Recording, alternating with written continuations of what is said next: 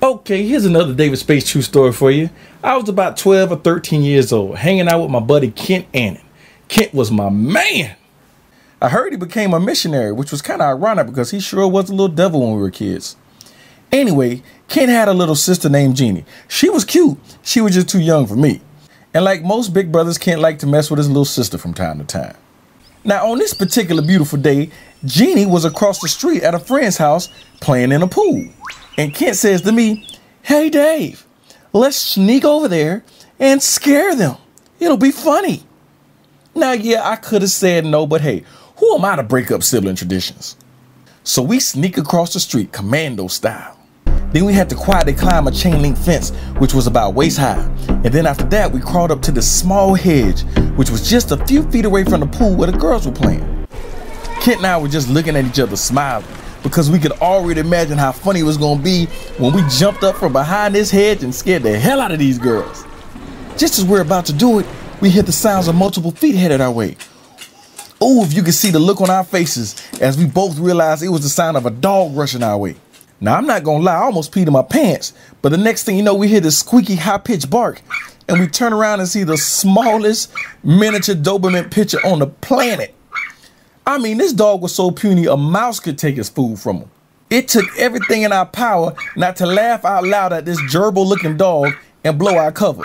So to make it be quiet, I put my hand over the dog's mouth and tossed him away. Kent and I looked back through the hedge to see if the girls noticed us, but they didn't. Here comes the dog again, barking. Now he's mad. I didn't even look at it. I just reached back and pushed it in the face. Just as we're about to make our move, the dog comes back barking again. So I push it in the face and send it flying again. Now the time is right. Kent and I are ready for the big finale. We're going to do it on 3. 1, 2. Here comes that damn dog again. So I reach back without even looking and push him in the face again. But this time, I didn't feel him move. As a matter of fact, I couldn't move him.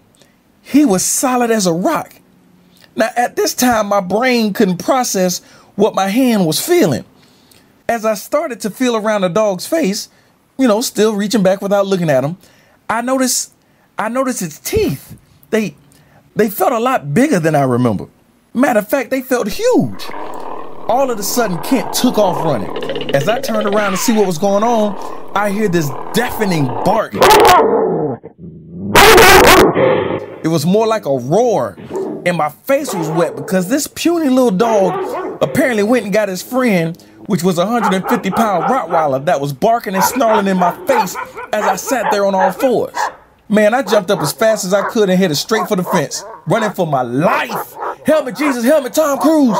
Now, this beast was right behind me, and I knew I wasn't going to have enough time to climb the fence, so I literally ran into the fence so hard that my body flipped over to the other side.